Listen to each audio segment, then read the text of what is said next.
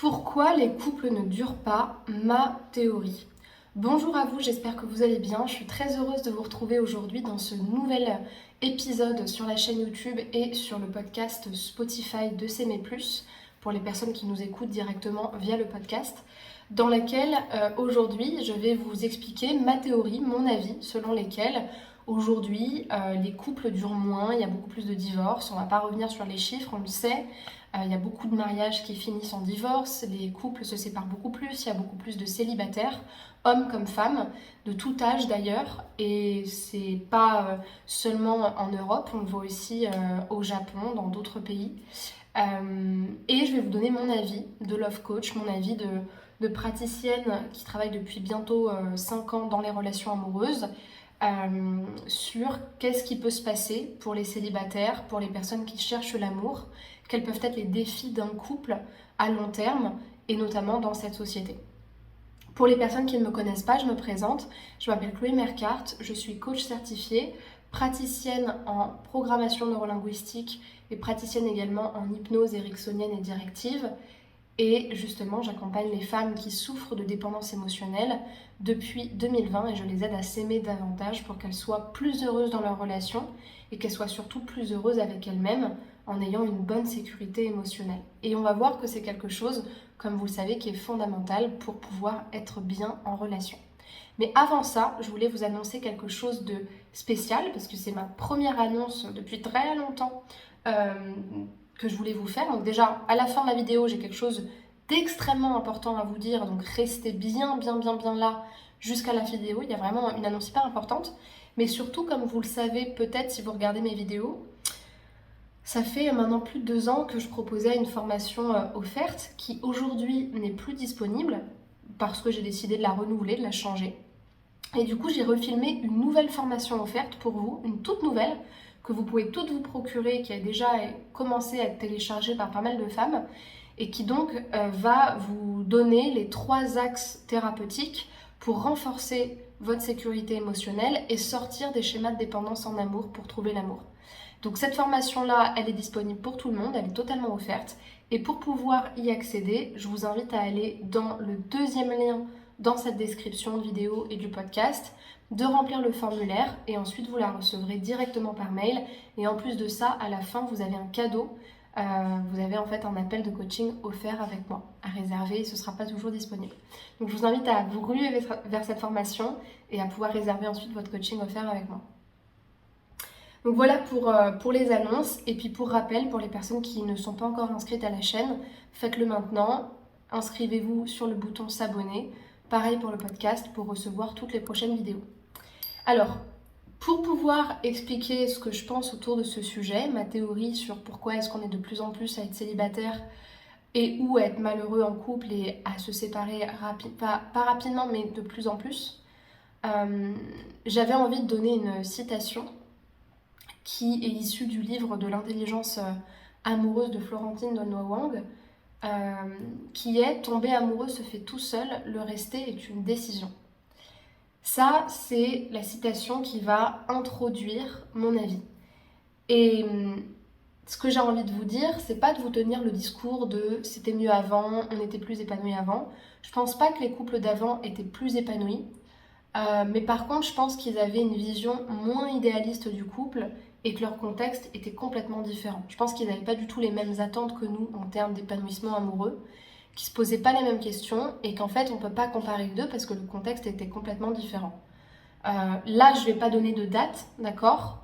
Mais par contre, si on prend toutes les époques, on va dire, même si on prend encore le siècle dernier, où il y a eu des temps de guerre hyper importants, des temps de crise et encore les siècles d'avant, le but c'était justement de survivre. On n'était pas dans une société où, même si aujourd'hui on rencontre beaucoup de difficultés, il y a des guerres, etc., en Europe on est quand même plutôt en sécurité à titre collectif. Je ne parle pas de ce qui se passe à titre individuel pour les femmes, pour les enfants, où il y a de l'insécurité notamment en France, mais on est plutôt en sécurité chez nous. On sait qu'on a une maison, on a un travail, on n'est pas dans une survie et donc du coup on n'a pas ce besoin de survivre ensemble, de survivre en famille, comme ça a pu être le cas avant où il fallait tous se soutenir, tous être ensemble. La famille aussi, la notion de groupe, la notion de classe sociale, c'était beaucoup plus mise en avant, c'était beaucoup plus valorisé, c'était la norme. On ne pouvait pas se marier avec n'importe qui. On se mariait aussi par association, mais il y a encore pas très longtemps, dans le siècle dernier, on se mariait parce que cette personne-là était un bon parti. Et en fait, on se mariait pour la famille, on se mariait pour perpréter des valeurs, pour perpétuer une culture, pour perpétrer des richesses, perpétuer plutôt. Et donc, on valorisait pas tant que ça le bonheur personnel, la quête de soi, l'individualisme, la recherche de bonheur. En tout cas, c'était pas forcément le plus important à titre individuel. C'était plutôt la famille, l'approbation des parents, la hiérarchie, comment est-ce qu'on allait devenir, quelle vie est-ce qu'on allait avoir. Et donc, forcément, les valeurs n'étaient pas les mêmes et ce qui était mis en avant n'était pas la même chose. Les moyens de rencontrer du monde et d'avoir des relations facilement étaient beaucoup moins normalisés, comme on peut le voir aujourd'hui avec les sites de rencontres. Je pense que les sites de rencontres, c'est d'ailleurs une fausse illusion dans le sens où ça crée énormément de masse. Donc oui, on rencontre beaucoup plus facilement quelqu'un, mais le fait de rencontrer beaucoup plus facilement n'importe qui fait qu'on se connecte beaucoup moins aux personnes. Néanmoins, aujourd'hui, il y a beaucoup de femmes et d'hommes qui, quand ils se séparent, le soir même, ils sont sur les sites de rencontres, ils rencontrent vite quelqu'un. Quand on veut tromper quelqu'un, on peut le faire hyper facilement. En fait, on a normalisé le fait d'aller chercher de l'herbe toujours plus verte ailleurs tout le temps. Et on le sait. On sait qu'on a accès à des réseaux qui peuvent potentiellement remettre en question notre choix de partenaire ou qui peuvent nous faire croire que ce qu'on vit, c'est pas assez bien. Or, c'était pas le cas avant. Et aujourd'hui, justement, avec les sites de rencontres, il y a beaucoup plus cette facilité-là. Ce qui est important aussi de dire, c'est que on avait besoin de son mari, de sa femme. Il y avait aussi cette notion du partenaire comme compagnon de vie dont on a besoin. Je rappelle que la femme était voire totalement dépendante de son mari, elle gagnait pas d'argent, elle travaillait pas ou peu. Dans les années, si on prend vraiment les dernières années, les siècles passés, mais même dans le siècle d'avant, la femme était beaucoup moins indépendante financièrement. Elle n'avait pas le droit de vote. Le fait d'être une femme divorcée, c'était super mal vu. Et donc du coup, du fait du contexte, la question de se séparer se posait beaucoup moins parce que la personne avait besoin justement de son mari et que on pouvait beaucoup moins fonctionner en étant une femme toute seule. Et donc du coup, on ne se posait pas les mêmes questions. Elle travaillait pas, elle gagnait peu d'argent et aussi, on se mariait pas forcément par amour, comme je disais tout à l'heure, mais on recherchait pas les mêmes choses, on se confrontait pas aux mêmes difficultés, on n'avait pas les mêmes déceptions. Parce qu'aussi, on n'attendait pas du tout les mêmes choses. Aujourd'hui, comme on a un travail, comme on a le droit de vote, comme on est indépendante financièrement, on n'attend pas du tout les mêmes choses de notre partenaire et forcément nos attentes, c'est pas qu'elles sont plus superficielles, mais elles sont plus qualitatives. Elles sont pas dans le faire, elles sont beaucoup moins dans il faut qu'un homme me fasse des enfants, il faut qu'il paye la maison, il faut qu'il travaille pour sa famille. Il y a encore des personnes qui pensent comme ça, et grand bien leur fasse, si elles sont heureuses comme ça, c'est très bien pour elles, on n'est pas en train de critiquer quoi que ce soit. Mais globalement, en France et en Europe, en Occident, l'idée de la femme dépendante de son mari ou dépendante de son foyer, c'est beaucoup moins présent. Et ça colore énormément ce qu'on va attendre de la relation. Quand on est soumise, pas négativement à son foyer, mais qu'on y est soumise parce qu'on donne tout à son foyer, on va pas avoir la même manière de penser sa carrière, de penser son indépendance, de penser son indépendance de couple, quand finalement on s'apporte tout à soi-même et que finalement l'homme doit remplir des attentes qualitatives en termes de communication, en termes de complicité, en termes d'intimité, en termes de sexualité. C'est pas la même façon de percevoir les choses et les attentes sont pas mises au même niveau. Mais du coup, c'est vrai que d'avoir des attentes beaucoup plus qualitatives et beaucoup moins, j'allais dire, nécessaires dans le côté survie, maison, manger, enfant, guerre, survie, fait que du coup, on a beaucoup moins besoin de l'autre et comme on en a moins besoin, finalement, on en attend beaucoup plus et notre engagement, il est beaucoup plus fragile aussi chez certaines personnes. Donc, même si le salaire n'est pas toujours égal, on est aujourd'hui en Europe en Occident autant instruites que les hommes. On travaille autant, donc on s'occupe moins du foyer et des enfants. On est parfois plus gradé, donc la hiérarchie, elle est plus du tout la même qu'avant. On est beaucoup plus hommes comme femmes dans cette société individualiste, c'est-à-dire que on est poussé à réussir individuellement, on est poussé à être quelqu'un, à être épanoui, à réfléchir sur soi et pour soi. On est beaucoup dans une société de l'être, ou même du paraître, ou peut-être même, c'est pas forcément plus authentique, mais en tout cas, on est beaucoup sur être. Être quelqu'un, plutôt que avoir quelque chose, parce on peut prétendre à beaucoup plus de choses plus facilement dans cette société-là. Et forcément, ça nous pousse à nous recentrer sur nous et à en attendre beaucoup moins de la relation. On peut consommer tout le temps, n'importe quand. Notre mari n'est pas notre seul objet de désir. Comme je le disais tout à l'heure, il y a de la tentation partout. Donc on peut aussi se rendre compte beaucoup plus facilement de ce qu'il peut y avoir ailleurs, de ce à quoi de ce qu'on peut désirer. Et de ce point de vue-là, dans un monde où tout peut nous satisfaire, finalement, on s'attend à ce qu'un être parfait nous rende 100% heureuse. C'est d'ailleurs ce qu'on voit dans certaines trends que j'ai beaucoup critiquées, le truc de princess treatment, le truc de dark energy féminine, c'est à l'homme de faire, c'est à l'homme de poursuivre aux besoins de la femme, de toute façon tu peux tout avoir, t'es indépendante, donc pourquoi est-ce que tu prendrais quelqu'un qui n'est pas exactement comme ce que tu veux, high your standards, augmente tes critères, valorise-toi, et au final on est tellement je trouve parfois dans cet égocentrisme que ça peut nous pousser à ne pas accepter l'autre juste tel qu'il est, dans son humanité, dans sa vulnérabilité, dans sa faiblesse, ce qui était beaucoup plus le cas avant puisqu'on ne se posait pas les mêmes questions. Or, c'est impossible, la personne ne peut jamais être complètement parfaite, aucun partenaire ne pourra répondre à 100% à nos besoins émotionnels, c'est un leurre, c'est un idéalisme. Peut-être au début on aura l'impression que l'autre nous comprend totalement, mais dans la relation on va bien se rendre compte que c'est un travail commun à faire, et donc c'est tout le temps de l'acceptation de l'autre à accepter, accepter qu'il n'est pas parfait, accepter qu'il fait de son mieux, accepter qu'on fait de notre mieux, et que la relation elle n'est pas fluide, elle n'est pas évidente. Et plus on évolue dans ce monde, plus on développe des attentes sur le couple. Je trouve que des fois on peut avoir cette idée d'un couple supérieur à ce qu'une relation humaine réelle peut nous apporter. Ça, c'est pas la problématique de tout le monde. Il y a des femmes et des hommes qui sont hyper conscients de ça et qui attendent pas monts et merveilles.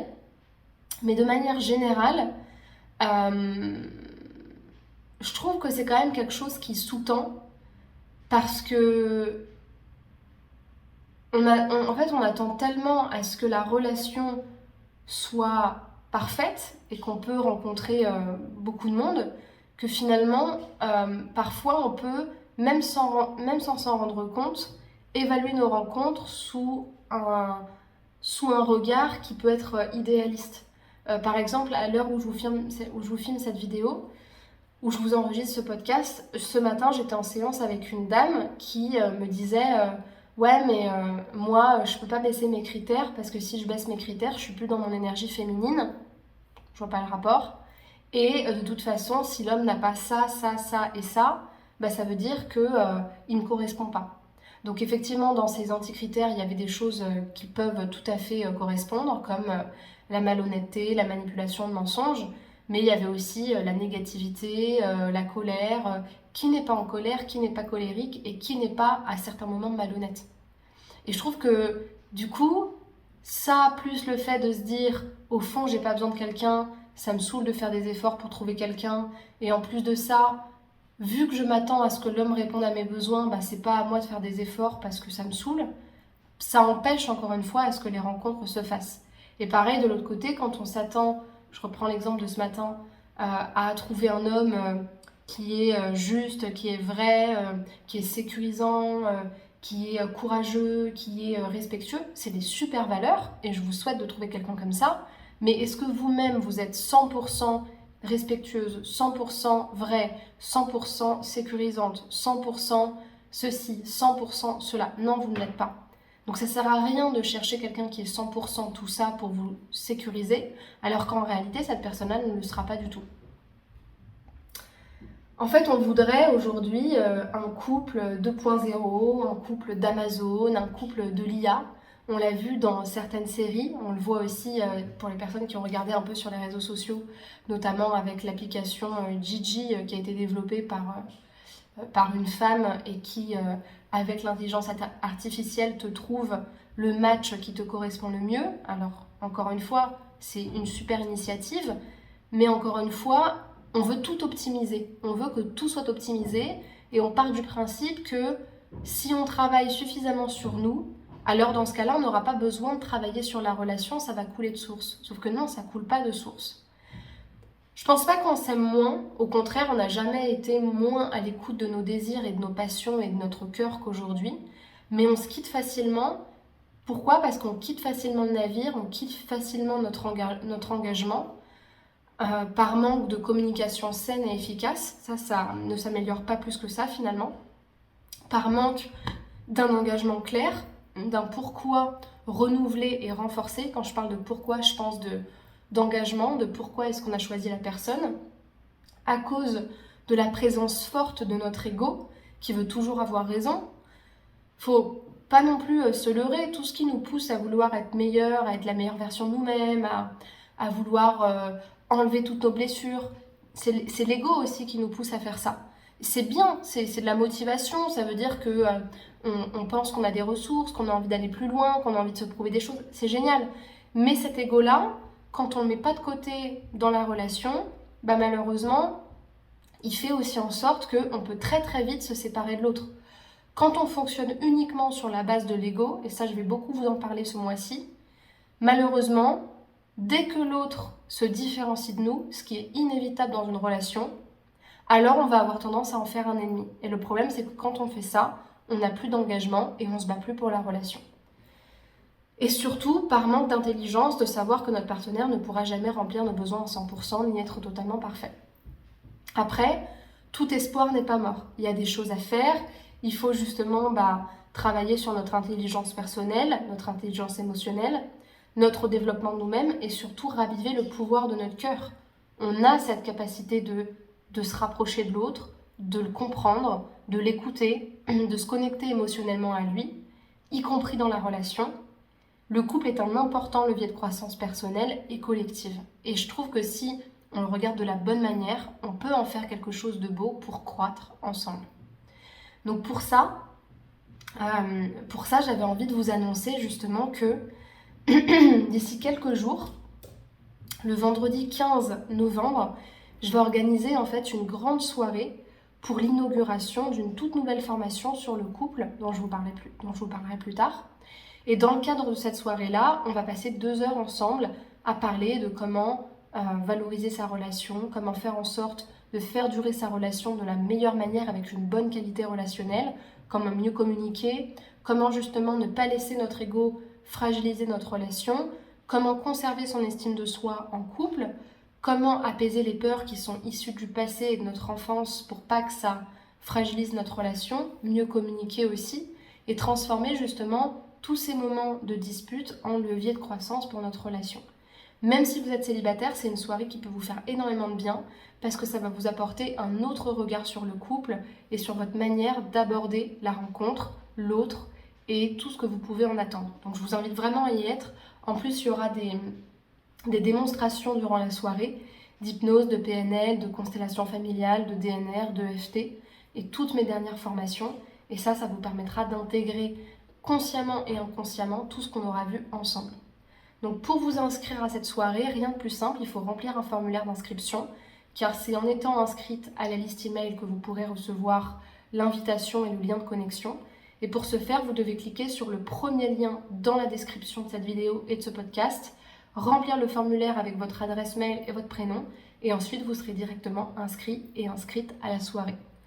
Comme d'habitude, je vous laisse regarder dans la description si vous souhaitez réserver un appel offert avec moi de coaching.